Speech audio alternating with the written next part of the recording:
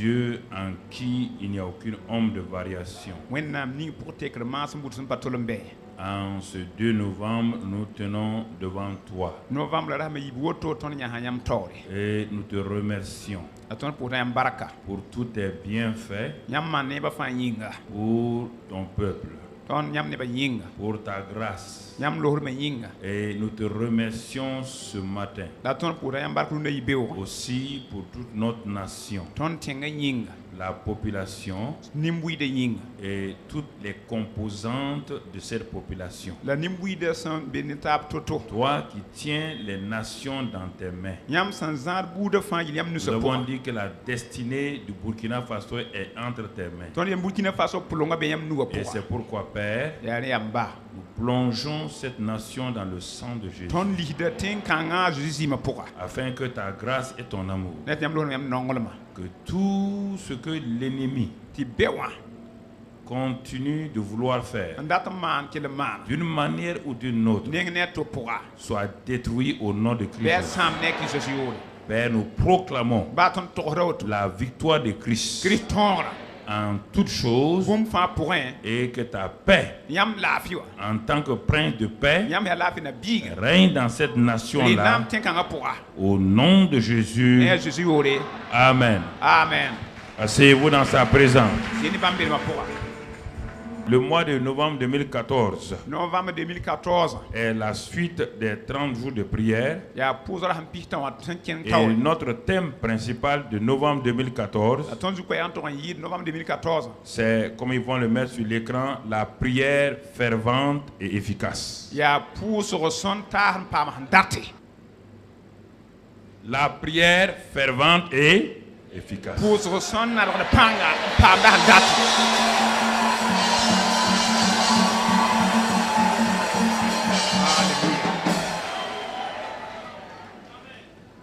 Notre premier message du mois de novembre, le titre est « Prier sans cesse ». C'est notre premier message dans ce dimanche-là. Prier sans cesse. Ce n'est pas moi qui ai inventé ce terme. C'est simplement donc le Seigneur et Paul plus tard qui ont donné ces termes-là et ils savent pourquoi ils disent de prier sans cesse. Pour cela, nous allons lire dans Luc 18:1 que nous avons lu toute la semaine dernière. Luc 18:1. Jésus leur adressa une parabole pour montrer qu'il faut toujours prier et ne point se relâcher. Toujours prier et ne point se relâcher. Toujours prier et ne point se relâcher. Alors, mais pourquoi dit-il cela?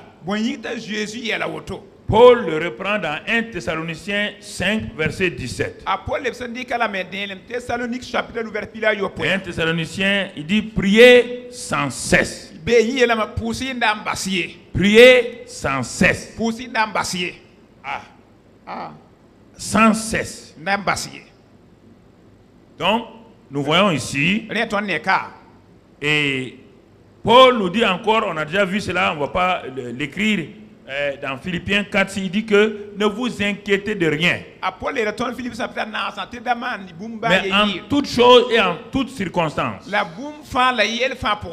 Donc adressez à Dieu des prières, des supplications avec action de grâce. Et il dit, et la paix de Dieu qui surpasse toute intelligence, donc remplira vos cœurs. Alors, bien-aimés frères et sœurs, quand nous retournons au commencement, dans le jardin d'Éden, on va faire un constat. Adam ayant été créé parfait, on ne voyait nulle part Adam en train de prier. Parce qu'il y avait la communion entre Adam et Dieu. Et Dieu ayant vu qu'Adam était seul, il lui donna Ève pour épouse. Maintenant, quand Ève a désobéi, donc le péché est entré par elle, dit la Bible, et que Dieu est venu vers Adam pour lui dire, mais pourquoi te caches-tu? Qui t'a dit que tu es nu? Et as-tu mangé du fruit de l'arbre? Et la réponse d'Adam se trouve dans Genèse 3. Regardez la Genèse 3, verset 11. Qui t'a appris que tu es nu? Est-ce que tu as mangé de l'arbre dont je t'avais défendu de manger? L'homme répondit, la femme que tu as mise auprès de moi m'a donné de l'arbre et j'en ai mangé. Regardez la réponse d'Adam. Il rend qui responsable du problème? Qui est responsable de son problème? C'est Ève. C'est Ève. Selon lui, c'est qui? Dieu. Je vais vous expliquer, vous allez comprendre. Vous savez, l'homme qui n'avait pas encore jamais péché, maintenant que la désobéissance est venue, l'homme n'a jamais pointé son doigt sur lui-même. L'homme cherche toujours à pointer son doigt sur autrui. Et le premier homme n'a pas hésité à le faire. Dieu, tu es l'auteur de cette situation. Deuxièmement, ton instrument qui a été l'auteur de ça, c'est la femme que tu m'as donnée. Donc, ne me cherche pas de problème. Quand j'étais seul, est-ce que j'avais péché? Quand j'étais seul au jardin là, est-ce que tu m'as vu te désobéir? Non. Alors, mon frère, ma soeur, écoute-moi maintenant. Je te rends dans les mystères de Dieu. Depuis ce temps-là, Dieu a pris la décision qu'il ne fera plus rien sur la terre sans la prière d'un homme. Il faut que l'homme lui demande, et quand lui il accorde ça, donc l'homme lui-même qui a demandé là est responsable de son exaucement. Il est responsable. Il est responsable. Et c'est pourquoi Dieu ne fait rien actuellement sur la terre depuis ce temps sans la prière de quelqu'un.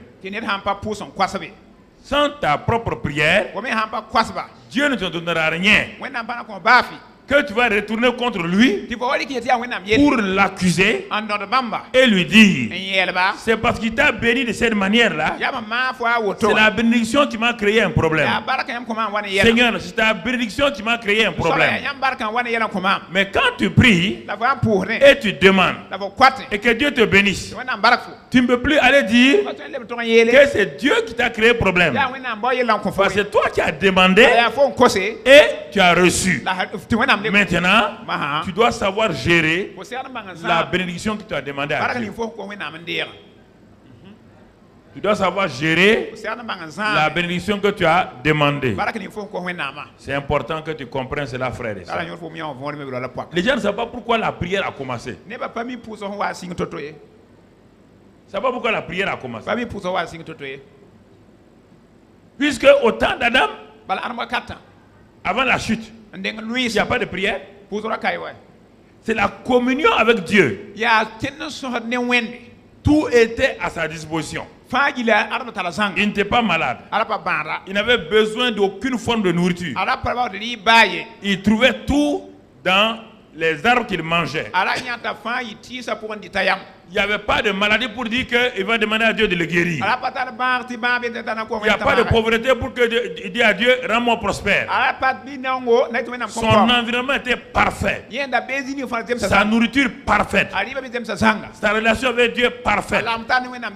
Est-ce que vous comprenez? Depuis que tout cela ça s'est déréglé, maintenant, si l'homme qui a été créé parfait là a pu arriver à ça, Dieu dit maintenant, il faut, vous qui êtes imparfait, qui êtes tombé dans le péché là, je sais que vous avez tellement de passion. Si moi je commence à vous bénir avec vos passions là, vous allez créer des problèmes à vous-même et vous allez créer des problèmes au monde. Donc maintenant, je vous demande de me demander ce que vous voudrez. Je vous responsabilise pour que vous me demandiez ce que vous voulez, afin que vous sachiez que vous êtes responsable de votre demande. Alors, frères et sœurs, il est important que nous comprenions ces choses tout doucement. Si l'homme demande ce qu'il ne reçoit pas, deuxième chose, deuxième condition, pourquoi nous devons prier sans cesse. Quand Dieu demande, Dieu dit, je commence à prier et je ne reçois pas, Dieu vient m'encourager. Il m'encourage avec Hébreux 6, verset 12. Hébreux 6, verset 12. Il dit en sorte que vous ne vous relâchiez point. Vous voyez? Il dit prier sans se relâcher. Dieu dit ici, afin en sorte que vous ne vous relâchiez point et que vous imitiez ceux qui par la foi et la persévérance héritent des promesses. Et si on avait pu lire le verset 13, il dit Abraham. Il va nous parler d'Abraham. Lorsque Dieu fit la promesse à Abraham, voilà, ne pouvant pas jurer par un plus grand que lui-même, il jura par lui-même. Et c'est par la foi, certainement je te bénirai, je te multiplierai ta postérité. C'est par la foi donc, c'est ainsi qu'Abraham ayant persévéré obtint l'effet de la promesse. Vous voyez, nous sommes postérieurs d'Abraham. Postérieurs d'Abraham. Donc, Dieu dit, votre père Abraham n'a pas obtenu la chose automatiquement. Il était dans l'insatisfaction. Il a eu des résultats mitigés. Et à cause de cela, il a continué à persévérer. Il a continué à mettre sa foi en exergue. Jusqu'à ce que, par la foi et la persévérance, il hérite des promesses donc que je lui avais faites. Alors, la prière sans cesse. Prier sans cesse. Ça veut dire prier. Lorsque vous n'êtes pas exaucé aujourd'hui, vous continuez à persévérer. Vous continuez à persévérer jusqu'à ce que, c'est ça qu'on appelle prière sans cesse.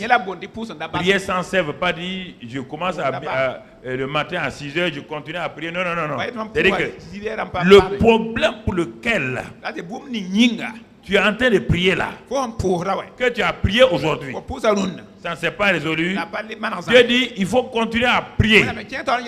Parce que les gens ont peur de ces termes-là. Prier sans cesse, on n'a pas de prier sans s'arrêter. Non. Prier sans cesse veut dire que tant que tu n'as pas obtenu la chose, tu dois continuer à priez. Beaucoup d'entre vous, vous êtes libérés. Parce que vous avez la fausse idée, vous n'aimez pas ce verset-là. Vous croyez que Dieu vous a dit il faut prier, prier. Même quand vous partez travailler, vous dormez. Est-ce que quelqu'un peut dormir en priant? Prier sans ça veut dire quoi? Tu as obtenu la chose? Non. Dieu dit le contraire à prier. Si tu as l'habitude de prier une fois par jour, continue à prier une fois par jour. Si tu pries 2 fois par jour, continue à prier 2 fois par jour. Si tu pries 3 fois par jour, continue à prier 3 fois par jour. C'est ça, prier sans cesse. Tant que tu n'as pas reçu la chose, continue de prier. C'est ça, prier sans cesse. Continue de prier. Jusqu'à ce que c'est ça qu'Abraham a fait. Il a continué à persévérer dans la foi pour aller de l'avant.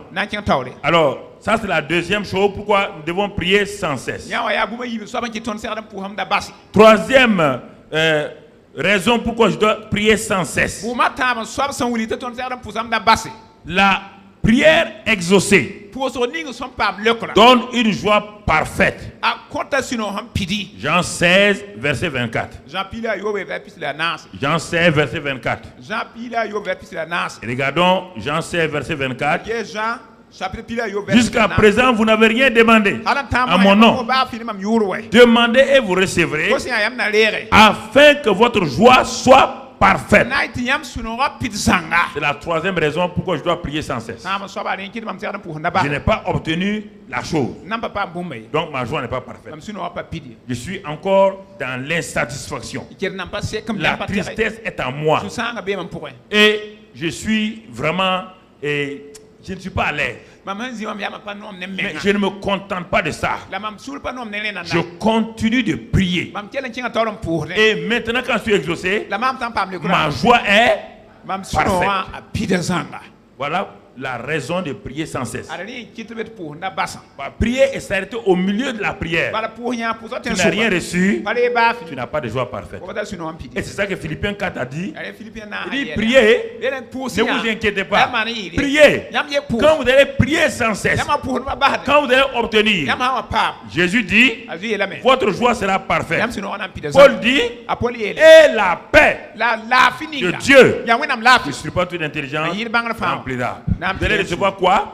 La joie parfaite et la paix qui dépasse toute intelligence. Voilà la raison pourquoi nous devons prier sans cesse. Nous devons prier sans cesse. Mon frère, ma soeur, quand tu comprends cela, je vais te dire autre chose.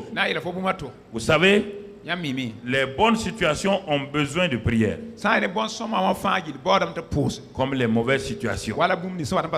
L'erreur de beaucoup de gens aujourd'hui, ils ne savent pas que la bénédiction est un danger pour eux. Ils ne savent pas que... Je vous donne tout ça pour que vous compreniez. Prier sans cesse, ça veut dire quoi? Prier en bon temps comme en mauvais temps. Et beaucoup de gens s'arrêtent. Écoutez, les David ont perdu les batailles, ils se sont arrêtés. Et vous allez comprendre beaucoup de choses. Ce thème que nous commençons à prier sans cesse est très important. Et c'est parce que justement, quand la victoire est là, que les plus grandes chutes se manifestent. C'est quand la victoire est là que vous êtes près du précipice. Quand la bénédiction vient dans votre vie, vous êtes l'homme et la femme le plus en danger. Satan s'en fout que tu réussisses ou pas. C'est pas son problème. Son problème est de détruire les gens. Détruire quels gens? On n'a pas dit les mauvais. Satan ne détruit pas les mauvais. Satan veut détruire ceux qui semblent réussir. Le plus grand danger pour un homme de Dieu, c'est quand son ministère est en plein succès. C'est en ce moment que cet homme-là, s'il n'a pas une bonne femme derrière, une assemblée qui est derrière, il va chuter quelque part et il va entraîner tout le monde avec lui. Ça, c'est important que vous compreniez. Frères et sœurs, écoute-moi. La prière, le changement d'un pauvre par la prière, ça ne pose aucun problème. Parce que quand un pauvre prie, c'est pour être riche. Mais le riche est en danger. Quand lui, il ne prie pas, lui, il fait quoi? Lui, il revient. Donc, le pauvre a besoin de prier pour monter. Le riche a besoin de prier pour rester dans sa position. Dieu n'a jamais garanti à qui que ce soit. Et c'est ça qui a créé des problèmes à l'Occident. L'Occident chrétien quand ils ont été bénis, ils ont laissé la prière de côté. Et aujourd'hui, les mêmes problèmes se posent partout. Ce n'est pas en termes d'Ebola, en termes... Non, la mort est la mort. Mourir de crise cardiaque, mourir de cancer, mourir d'Ebola, de malaria, tu es mort. Tu es mort. Donc, tu es mort quand même, non? Voilà. Pourquoi? Parce que ce problème-là, les gens ont abandonné la prière. La bénédiction de Dieu est gardée par la prière. Tout ce que vous avez, je vous dis les plus grands dangers, c'est quand vous dites, ah, moi je suis saint, je suis saint. Et dans l'assemblée, on a des gens comme ça qui ne regardent que ceux qui font des fautes. Ils croient qu'ils sont saints, elles sont saintes, et ils veulent. Non, non, non. Il ne faut jamais se positionner. David dit, quand j'ai pensé que j'étais vraiment en règle là, et dans une exception, il dit, quand je croyais que j'étais bien, c'est en ce moment que l'ennemi est venu pour me créer des problèmes. C'est ça. Frères et sœurs, c'est cela que nous devons comprendre. Donc c'est pourquoi prier sans cesse est une chose très très importante pour que nous puissions comprendre. Frères et sœurs, il n'y a aucune bénédiction qui soit garantie. Parce qu'on dit à un voleur, tu veux voler quoi? Ta bénédiction. Tu veux voler quoi? Ta santé. Est-ce qu'un voleur vole des choses sans valeur? Alors au contraire, ceux qui sont dans des situations bien, ce sont eux que le voleur tourne autour de leur maison. Le voleur ne tourne pas autour d'une case ronde. Le voleur ne tourne pas autour d'un pauvre. Le voleur tourne autour de ceux qui semblent réussir. Et les gens ne comprennent pas ça. Aucun voleur n'a jamais tourné autour d'une case ronde avec un vélo sans frein. On vous dit que Satan est un voleur. Il tourne. Il tourne. Il n'y a pas de garantie si tu ne pries pas. Si tu ne plies pas genoux devant Dieu, tu ne pries pas à Dieu régulièrement, Satan peut te ruiner en un clin d'œil. Donc, l'ennemi est en fureur. Mon frère, ma soeur, lisons 1 Chronique 21. Regardons 1 Chronique 21, vous allez comprendre. Satan se leva contre Israël. Et il excita David à faire le dénombrement d'Israël. David avait tout, il a fini. Il a pacifié le pays. Il est le seul roi qui a donné au pays jusqu'aux extrémités comme Abraham, Dieu avait promis à Abraham. Il a pacifié le pays. L'économie était prospère. Un gouvernement solide. Avec vraiment une organisation parfaite, administrative parfaite. Une armée forte, bien organisée. Et il a mis des chantres. Régulièrement, il y avait des chantres qui louaient et adoraient Dieu. Les Lévites, Asaph et ces gens. La maison était remplie de louanges, d'adoration.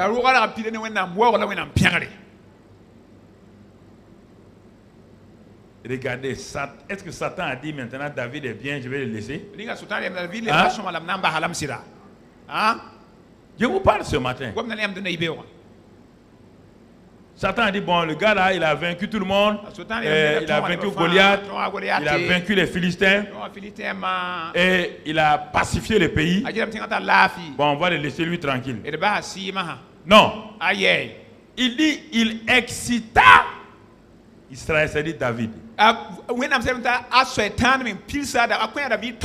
Vous me demanderez, mais c'est ça le problème. Vous ne savez pas reconnaître la voix de l'ennemi. La voix de l'ennemi parfois s'identifie à votre ego, à ce que vous désirez en vous. Satan connaît vos pensées, il s'identifie à vous et il vous donne une pensée logique, raisonnable.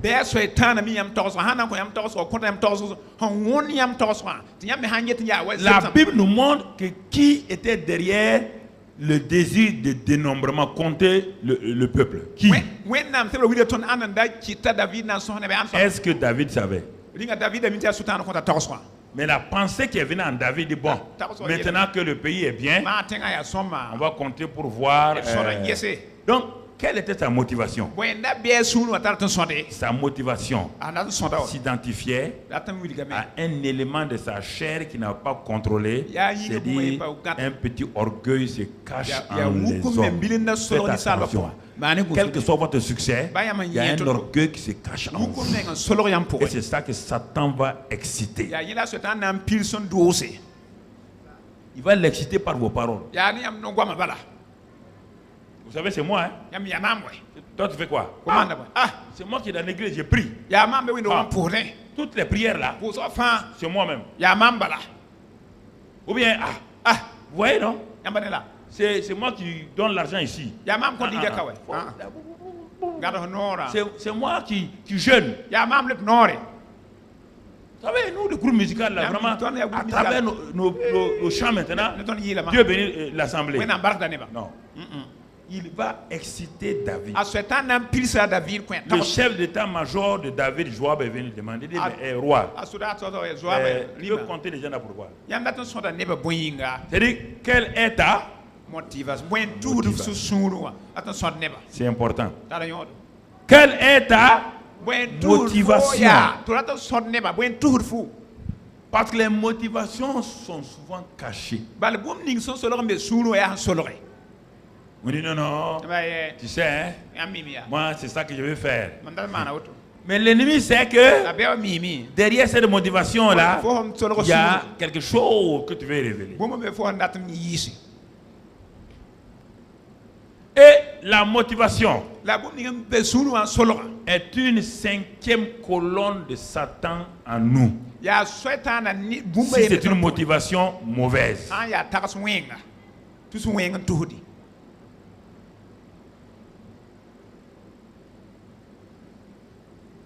Il faut éviter, peuple de Dieu, à penser, je ne dois jamais penser que je suis le seul chrétien ou la seule chrétienne propre, pure dans l'assemblée.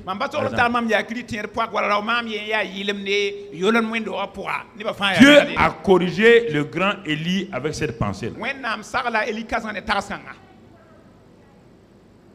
Élie, effectivement, s'inquiétait pour le peuple.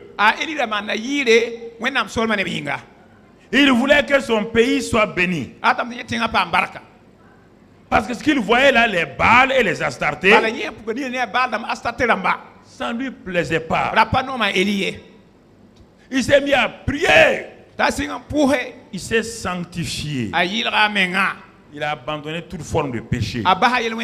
Et c'est le danger sur un chrétien ou une chrétienne qui a des pensées comme ça. Il ne sait pas que Satan est derrière lui ou derrière elle.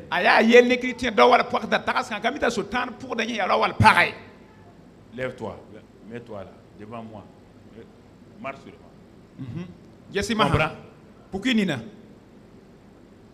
Et Élie dit à Dieu, dit, je suis le seul resté. Et tout le monde là a fait compromis avec les Baals et les Astartés. Je suis resté le seul. C'est moi seul. Dans l'assemblée là, c'est moi seul. Les autres là font des compromis, ils font ceci ou cela.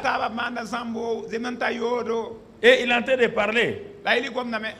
Mais heureusement que Dieu a rattrapé Élie rapidement. Parce que quand Élie disait ça là, c'est le diable qui lui soufflait ça. Tu sais,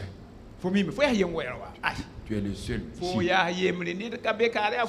C'est toi seul qui souffre. Tu es saint. C'est toi qui prends vraiment les affaires de Dieu là, c'est toi seulement. Si tu lâches, tout va écouler. Non, tu es un grand homme. Non, tu es un grand homme de Dieu. Tu es un puissant prophète. Mais Élie croyait que c'est lui-même. Quand il a dit ça, comme Dieu avait besoin d'Élie, il dit, réveille-toi.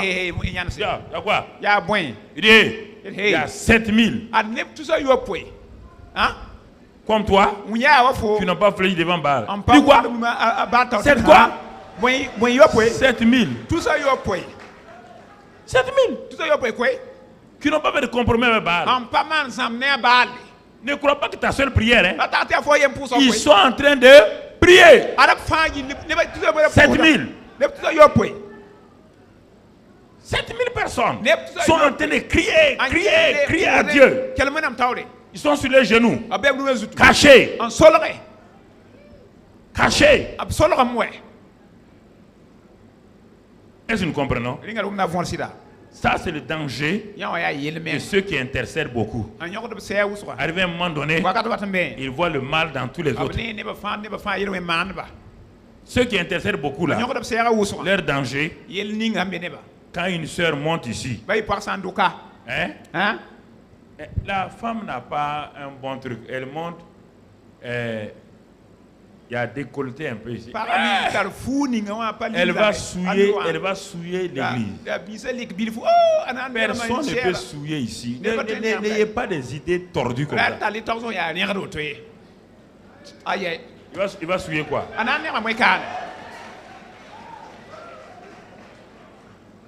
Ne vous prenez pas trop au sérieux.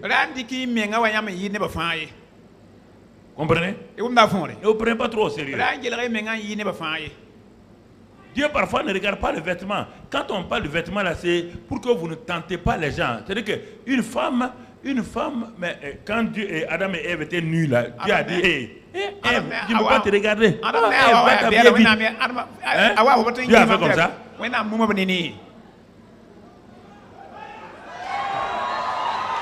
Dieu n'est pas inquiété par l'habillement d'un homme ou d'une femme. Dieu dit que quand un homme regarde une femme, ça veut dire que si la femme est mal habillée, ça va provoquer des regards mauvais chez les hommes. Donc Dieu dit, femme, pour que tu ne sois pas la cause de chute d'un homme, habille-toi bien. Sinon moi ça ne me pose pas de problème. Hein? Quand j'ai créé Adam et Ève là, et puis au paradis et tout ça là, je n'ai pas donné des habits. C'est ma gloire qui importe. J'étais revêtu de ma gloire. Ne vous prenez pas trop au sérieux. Ne croyez pas que... non, ne critiquez pas les gens. Ne critiquez pas les gens. Ne critiquez pas. Soyez vraiment respectueux des choses de l'église. Les autres ont conseillé David. Ils ont conseillé. Bon, il n'a pas voulu. Ok. Ils ont dit, nous on va faire. Ils sont allés faire le dénombrement. Mais automatiquement ça a déplu à Dieu. Dieu a commencé à frapper. David a dit quoi? La force de David. Qu'est-ce qu'il a dit? Qu'est-ce qu'il a dit à Dieu? Il dit à Dieu, ne touche pas à tout ceci là. C'est moi-même. Frappe-moi. Seigneur, frappe-moi. C'est moi le responsable. C'est ça, un responsable. Il est responsable. Il dit de faire.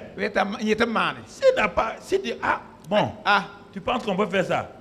S'il dit oui, et que 2 ou 3 fois vous lui dites, chef, pasteur, est-ce qu'on ne peut pas faire comme ça? S'il dit de faire, faire. Si ça ne vient pas de Dieu, Dieu va le responsabiliser, Dieu va le châtier. David s'est jeté à genoux. Il a dit, je suis fautif. C'est moi, frappe-moi, Seigneur. Dieu lui a présenté 3 fléaux. Il choisit parmi les 3 fléaux. Donc vous voyez, votre rôle n'est pas de résister. Je te propose 3 fléaux, choisis-en un et je t'en frapperai.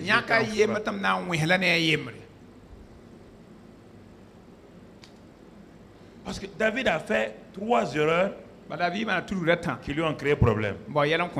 Au moment où le peuple était à la guerre, il est venu s'asseoir à la maison pour savourer sa victoire. L'homme qui aime prier là, il n'a pas prié. Il n'a pas prié pour l'armée qui était au front. Il a commencé à regarder ses victoires, il a commencé à réfléchir, et puis il se promenait. Il se promenait. Mais David ne savait pas que Satan avait préparé un filet. Quand vous voulez savourer des victoires qui doivent revenir à Dieu et que vous ne priez pas, l'ennemi, il est très rusé. Il vous prépare un petit filet. L'homme qui a gagné la bataille contre Goliath, qui a vaincu les Philistins, le voilà devant le combat le plus simple et qui va le terrasser. Le combat de la chair. Il n'a pas pu vaincre. Et ça a été catastrophique pour sa propre famille. Deuxième erreur. Quand on devait transporter l'arche, là aussi il n'a pas prié. Non. Il a pensé que Dieu l'ayant béni, ce n'est pas parce que Dieu vous a béni que vous devez essayer de bénir Dieu au hasard. Non. Dieu n'accepte pas vos bénédictions, c'est lui qui est la source de la bénédiction. Dieu a dit comment transporter l'arche. L'arche doit être transportée, quelle que soit la personne, la situation, l'arche doit être transportée d'une manière. Mais David n'a pas consulté les Écritures et il n'a pas prié. S'il avait prié, Dieu l'aurait dit, va voir les Écritures. Va voir ce que j'ai dit à Moïse. Tu n'es pas le prêtre, tu es né trouver l'arche. Donc il y a des conditions pour transporter l'arche.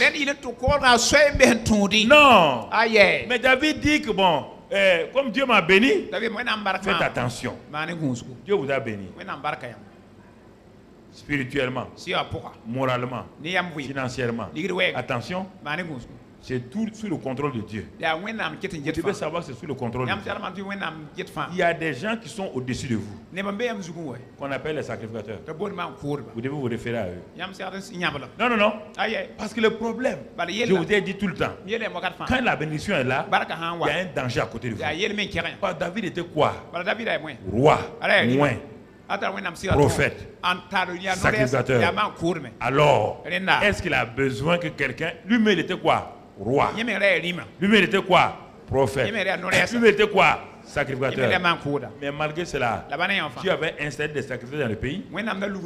Il y avait des prophètes. Il y avait Nathan, le prophète national. Il y avait des sacrificateurs nationaux. Lui, il a eu la grâce en tant que roi d'avoir les autres ministères. Mais il est le roi numéro 1, roi du pays, mais il n'est pas le prophète numéro 1. Nathan est le prophète numéro 1. Il n'est pas le sacrificateur numéro 1. Les Sadocs sont les sacrificateurs numéro 1. Il ne s'est pas référé aux autorités. Il a pensé qu'avec ces 3 dons qu'il a là, il peut bénir Dieu. Faites attention de briser les règles que Dieu a placées, de vous engouffrer dans des choses que vous ne comprenez pas. Alors qu'est-ce qu'il a fait? Il a sorti de l'argent. Char neuf. Bœuf. Des taureaux. Il a fait faire un char neuf. C'est-à-dire qu'il ne sait même pas que l'argent que Dieu lui a donné là est sous le contrôle des prophètes et des sacrificateurs. Le problème de beaucoup de gens, quand vous avez de l'argent seulement, vous croyez que vous pouvez faire tout ce que vous voulez avec ça. C'est ça qui vous nuit. Ça vous nuit. Bon, les gens en ville, les pasteurs n'osent pas dire la vérité aux gens. Non. Comme dans mon église, c'est le seul fonctionnaire dans mon église là. Et ça dit mais 100 000. On est en train de tuer l'homme là. Alors, David a eu problème. Dieu aime David. Mais il a eu problème.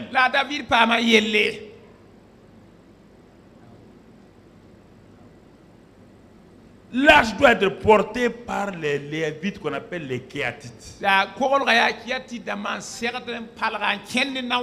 ne doit pas être posée. On ne peut pas moderniser la parole de Dieu. Parce que moderniser veut dire le temps. Dieu est éternel hors du Dieu est déjà moderne avant la modernisation. Vous allez moderniser quoi chez Dieu? Quelqu'un qui est hors du temps là. Vous, votre modernisation aujourd'hui, dans 10 ans, ça devient quoi? Rétro. Tout ce qui est moderne aujourd'hui, dans 10 ans, ceux qui vont être dans 10 ans vont dire que c'est quoi? C'est dépassé. Vous comprenez? Si on va de modernisation en modernisation, chaque génération dit que les choses qu'il faisait avant là, c'est dépassé. Mais quelqu'un a déjà dit que Dieu est dépassé. Quand Dieu dit une chose, il parle de la fin déjà. Il est l'alpha et l'oméga. Il installe les choses dans l'oméga. Personne ne peut dépasser l'oméga. Personne ne peut dépasser l'oméga.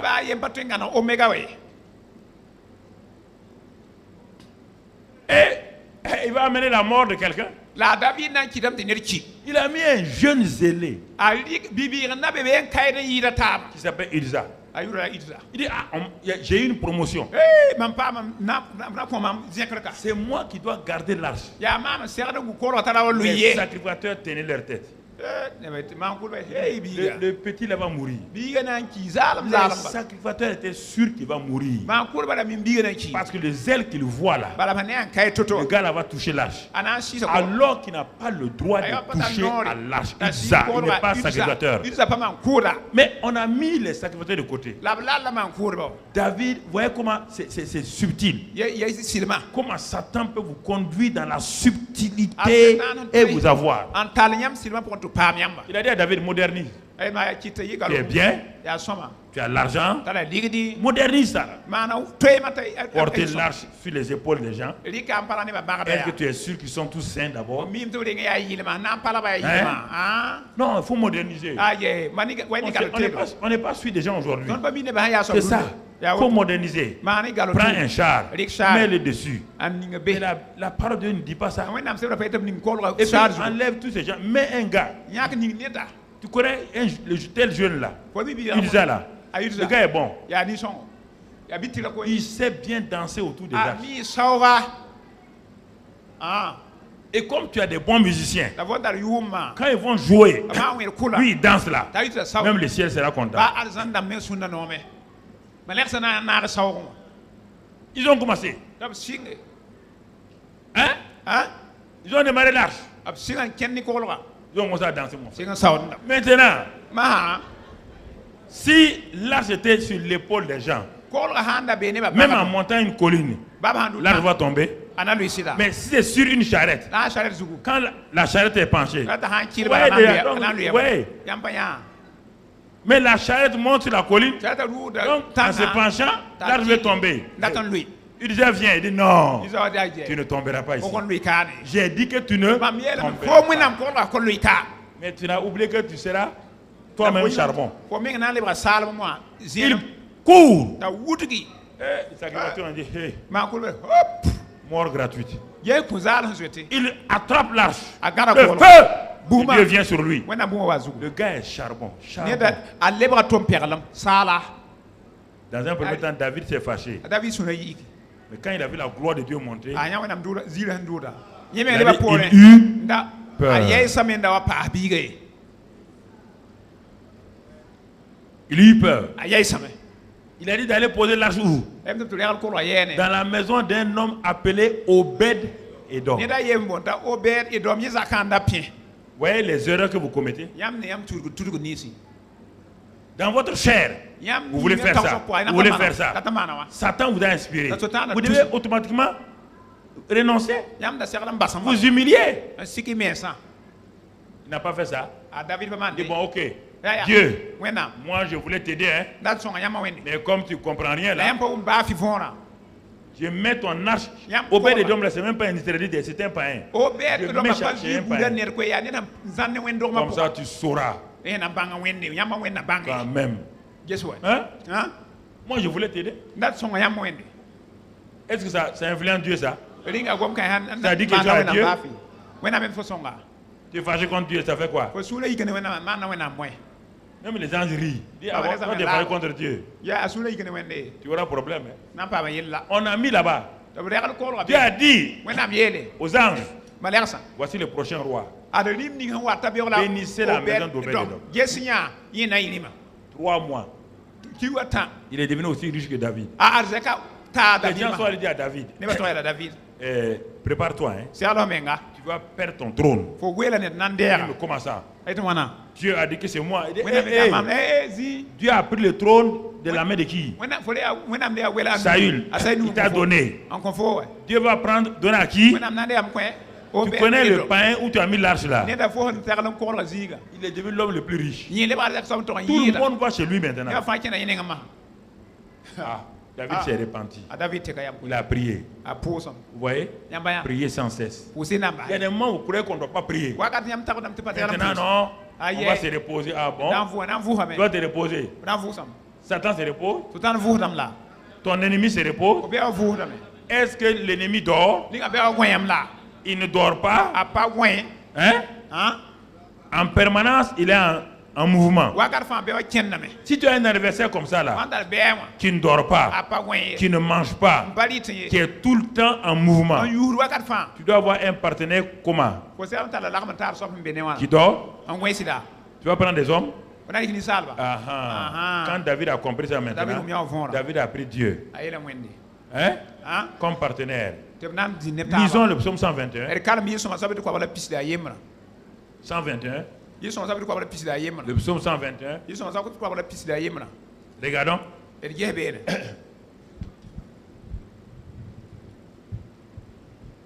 121. Bon, c'est vrai que j'avais donné ça vers la... Quand je lève mes yeux vers les montagnes, d'où me viendra le secours? Le secours me viendra de l'Éternel qui a fait les cieux et la terre. Allons-y rapidement, mon frère. Ok. Il ne permettra point que ton pied chancelle. Celui qui te garde ne sommera point. Voici, il ne sommeille ni ne dort celui qui garde Israël. L'Éternel est celui qui te garde. Il est ton ombre à ta main droite. Pendant le jour, le soleil ne te frappera point, ni la lune pendant la nuit. L'Éternel te gardera de tout mal, il gardera ton âme. L'Éternel gardera ton départ et ton arrivée, dès maintenant et à jamais. Ce qui est bien avec David, il sait se repentir et reconnaître ses fautes. Et quand il reconnaît, plus il monte. Quand il reconnaît, il avoue ses péchés. Il reconnaît. Il est allé humblement vers les sacrificateurs et leur a dit, j'ai vraiment, pardonnez-moi, pas comme je suis sacrificateur, j'ai pensé, qu'est-ce qui a fait que David a fait ça? Je vais vous dire. Pourquoi David a agi comme cela?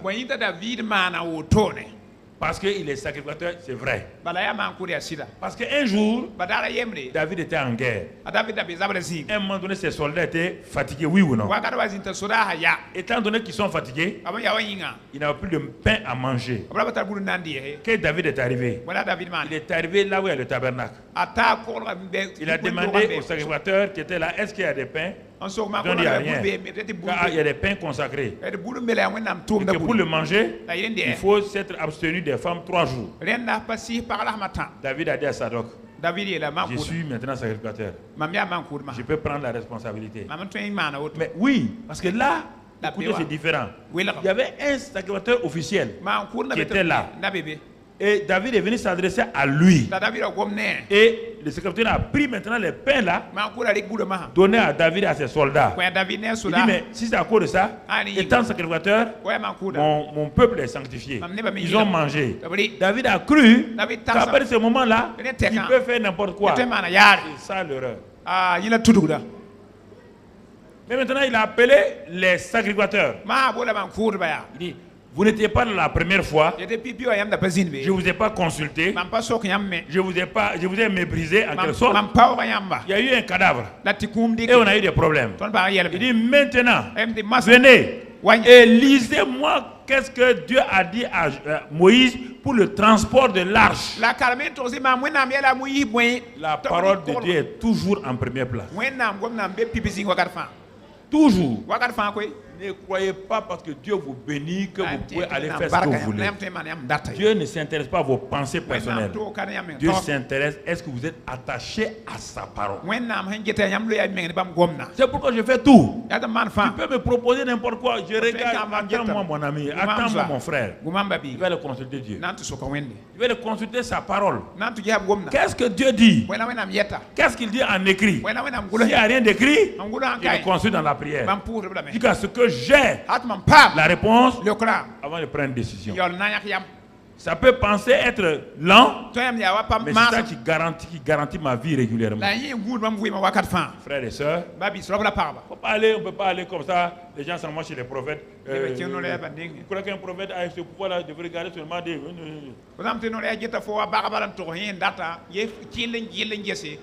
croyez à ça? 41 ans, je suis dans le monde entier. Les grands hommes de Dieu, les Maurice, les Béni, je les ai rencontrés tous. Les démons Chakarian, tous les grands en Amérique, partout, en Inde, partout. J'ai jamais vu quelqu'un opérer comme ça. Pourtant, leur onction, quand ils obéissent à Dieu, l'onction amène mais comment, des choses extraordinaires. Vous voyez qu'on peut comme ça s'asseoir comme un Guinamori?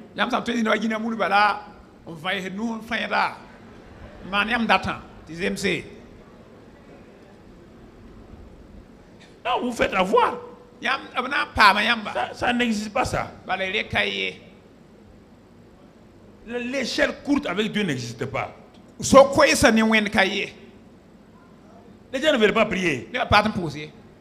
Ils ne veulent pas prier eux-mêmes. Ils vous rendent prière pour eux. Montrez-moi dans la Bible où vous avez vu quelqu'un qui est prié pour quelqu'un d'autre. Montrez-moi.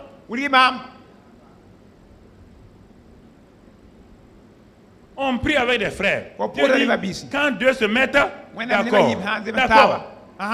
Tu viens me voir, je te parle la parole. Et tu d'accord avec la parole? Tu d'accord avec la parole? Et tu d'accord avec moi? Tu d'accord avec moi? Nous allons prier. Nous allons prendre autorité. Oui. Je venir s'asseoir comme si j'étais un féticheur. Croiser les bras. Pasteur, qu'est-ce que tu vois? Je ne vois rien. Voilà. Tu crois qu'on peut voir comme ça? Tu crois qu'un homme de Dieu est assis devant il voit? Frères et sœurs, David. C'est dommage. Si les gens croyaient à la prière, beaucoup de choses seraient changées. Beaucoup de choses. Oui, frères et sœurs, regardons le psaume 34. Psaume 34, verset 16. Qu'est-ce que la Bible dit? La Bible dit dans ce passage-là, 34, verset 16. L'Éternel tourne sa face contre les méchants pour les retrancher de la terre leurs souvenirs. Verset 17. Quand les justes crient, l'Éternel entend. Et il les délivre de toute leur... On dit, on n'a pas dit quand le juste est assis. Quand il fait quoi? Quand les justes prient, qui les entend? Mais si les justes ne prient pas, Dieu va les entendre. Les gens veulent la délivrance sans crier à Dieu. Ça n'existe pas. Verset 18. L'Éternel est près de ceux qui ont le cœur brisé et il sauve ceux qui ont l'esprit dans l'abattement. Tout ça, il faut prier sans cesse. Et quand on ne prie pas, il y a quelque chose qui arrive que Job nous révèle dans Job 5.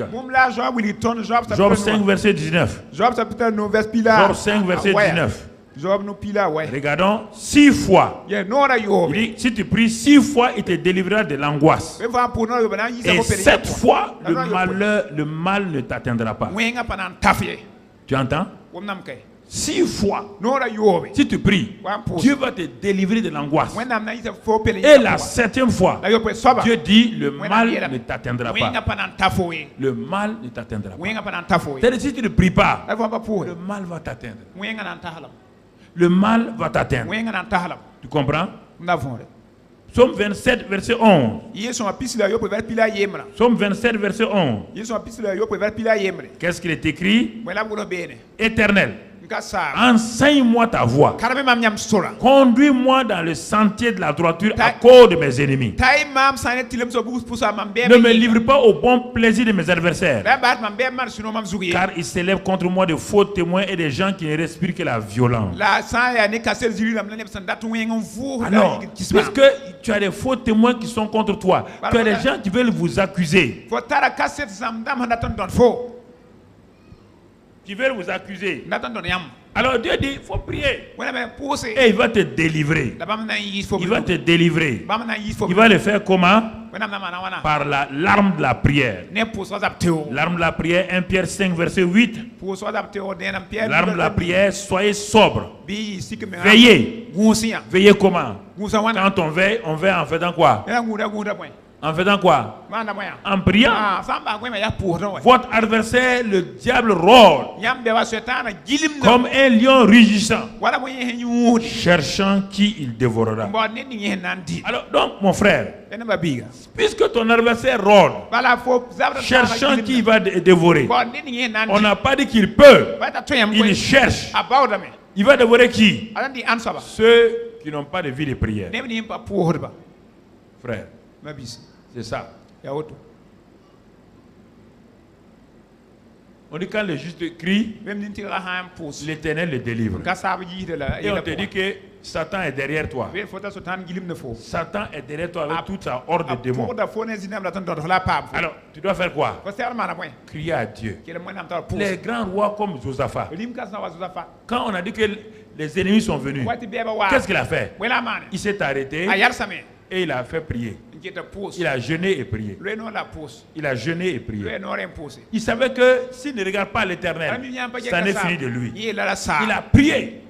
Et Dieu a mis en déroute ses ennemis sans qu'il n'ait combattu.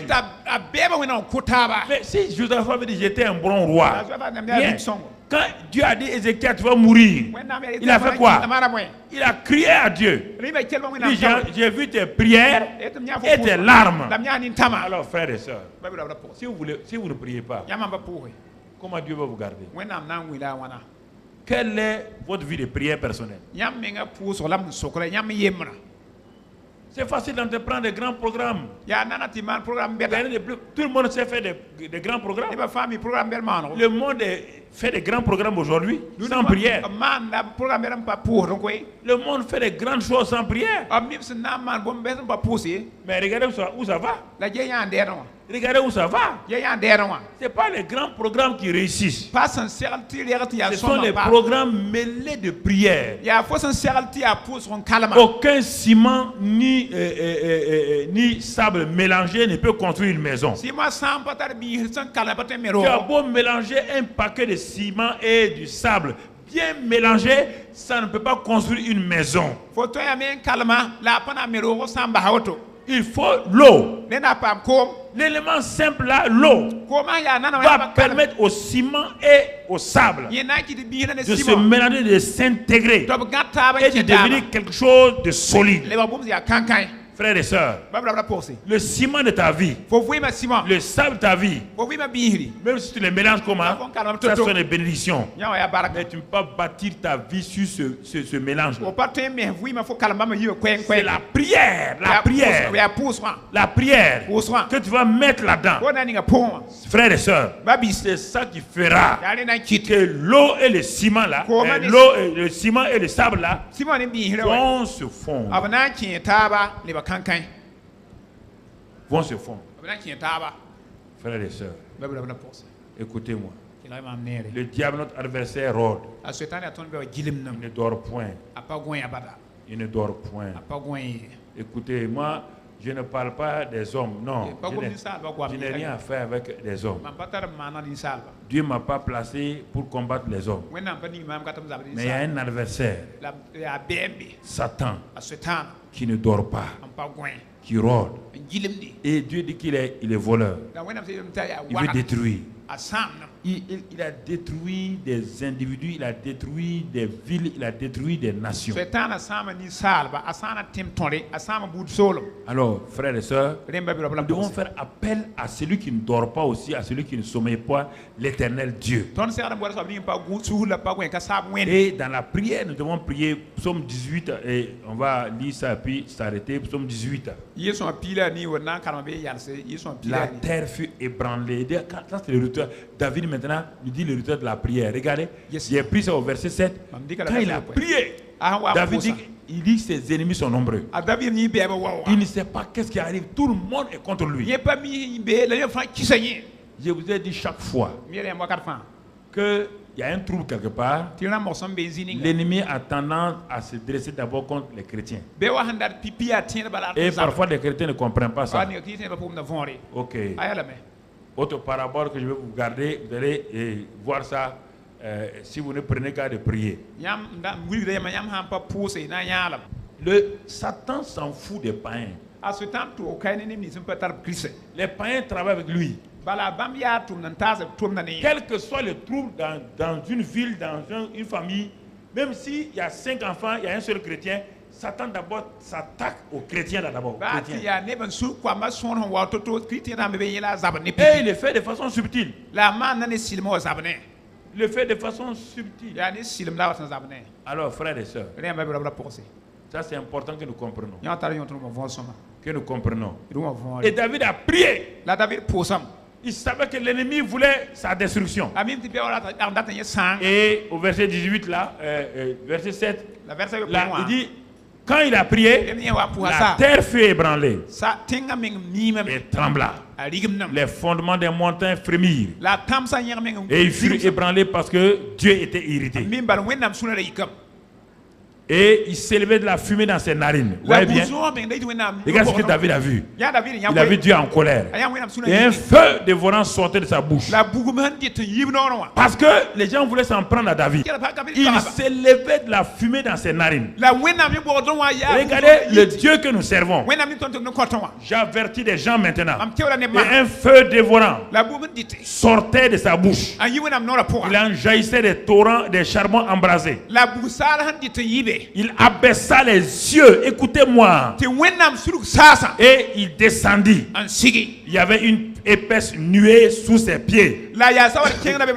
Il était monté sur un chérubin et il volait. Il planait sur les ailes du vent. Il faisait des ténèbres sa retraite, sa tente autour de lui. Il était enveloppé des eaux obscures et des sombres nuages. De la splendeur qui le précédait s'échappaient les nuées, l'encens de la grêle et des charbons de feu. L'Éternel tourna dans les cieux. Le très haut fit retentir sa voix avec la grêle et les charbons de feu. Il lança ses flèches et dispersa mes ennemis. David dit. Il multiplia les coups de la foudre et les mit en déroute. Le lit des eaux apparut. Les fondements du monde furent découverts. Par ta menace, ô Éternel. Par le bruit du souffle de tes narines. Il étendit sa main d'en haut et il me saisit. Il me retira des grandes eaux. Il me délivra de mon adversaire puissant, de mes ennemis qui étaient plus forts que moi. Et il n'avait surpris au jour de ma détresse, mais l'Éternel fut mon appui. Il m'a mis au large. L'Éternel m'a sauvé parce qu'il m'aime. L'Éternel m'a traité selon ma droiture. Il m'a rendu selon la pureté de mes mains. Alléluia. C'est une parole pour vous encourager. C'est une parole pour avertir. Ça s'adresse à deux groupes. Redoubler de prière.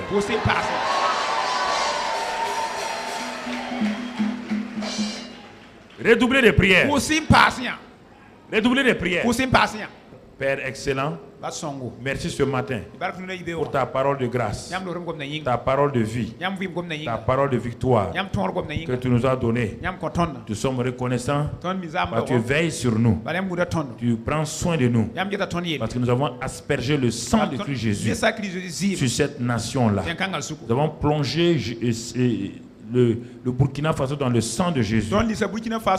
Merci Père. Sois béni et sois loué pour ta grâce et ta fidélité. Merci. Parce que tu gardes toutes nos frontières. Tu protèges nos frontières. Père, merci pour tout ce que tu montres, Seigneur, afin que la sécurité soit totale et que la bénédiction soit totale. Dans le nom de Jésus. Amen. Amen. Amen. Gloire à Dieu.